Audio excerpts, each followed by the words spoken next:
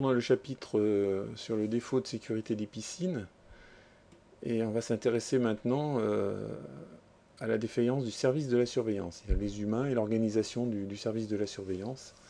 Ça peut être aussi un peu matériel, euh, qui vont générer des contentieux. Alors, on s'aperçoit que la surveillance, ça doit être organisé. C'est même une obligation, dans le sens où sur une baignade qui est ouverte au public et surveillée, aménagée, il va y avoir une obligation d'un plan d'organisation de la surveillance et des secours. Donc il faut qu'il y ait une organisation qui soit efficace et qui permette de sécuriser la baignade. Elle doit être adaptée, cette organisation, adaptée alors, déjà à l'affluence par rapport au service, c'est-à-dire par rapport au nombre de personnes et aux moyens qui sont mis en place pour la surveillance. Cette affluence est très importante parce qu'on s'aperçoit qu'il est facile de surveiller quand il y a peu de monde, mais quand il y a énormément de monde, l'accidentologie augmente énormément. Alors les critères, c'est bon, l'affluence, le nombre de personnes. Donc sur une piscine, il y a un nombre maximum de personnes qui est défini et on arrête les entrées quand il y a trop de monde dans la piscine. Ensuite, on attend avant de faire entrer quelqu'un qu'il y ait une personne qui sorte. Donc il y a des fois des files d'attente à l'entrée des piscines. Le nombre et la dimension des bassins, leur positionnement respectif, etc. On ne peut pas surveiller deux bassins en même temps. Une personne surveille un bassin, c'est déjà parfois énorme. Sur un bassin de grande dimension, notamment un bassin de 50 mètres, il faudra considérer que s'il y a quand même du monde à l'intérieur, il faudra deux personnes pour surveiller.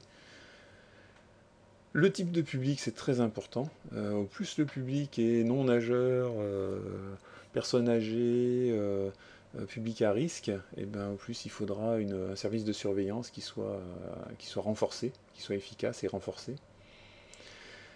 Il peut y avoir une chose qui est le comportement du maître nageur ou du BNSSA.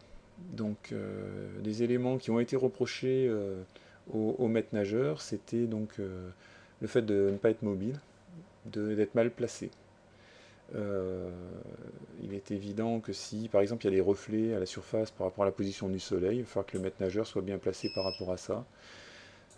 Ces choses-là peuvent être, être mises en évidence par l'enquête de gendarmerie. Et au tribunal, c'est très embêtant de se retrouver dans cette situation. Vous devez être aussi bien placé au niveau surveillance par rapport à des angles morts éventuels. Le maître nageur qui surveillait attentivement, mais il y avait un angle mort et il y a une personne qui s'est noyée dans l'angle mort, ben, ça ne doit pas se produire. C'est pour ça qu'il est important d'être mobile, de faire des rondes régulières.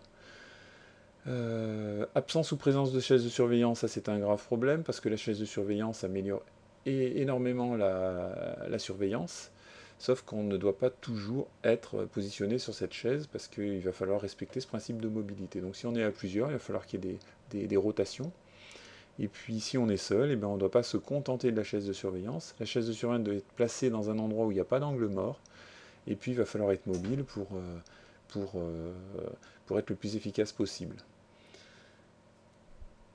On se retrouve donc en résumé avec des contentieux, avec au tribunal une personne qui surveille deux bassins. Bon ben là ça se passe pas bien. Une affluence qui est importante et puis un dispositif de surveillance qui est trop faible. Là aussi ça se passe pas bien. Alors ça se passe pas bien pour les BNSSA et maîtres nageurs, mais aussi pour le gérant de la structure. Le type de public et le service de surveillance qui ne sont pas adaptés l'un à l'autre. Et puis le comportement du maître nageur, hein, mobile, ronde régulière, absence ou présence de chaise de surveillance, ça c'est des choses qui sont intéressantes.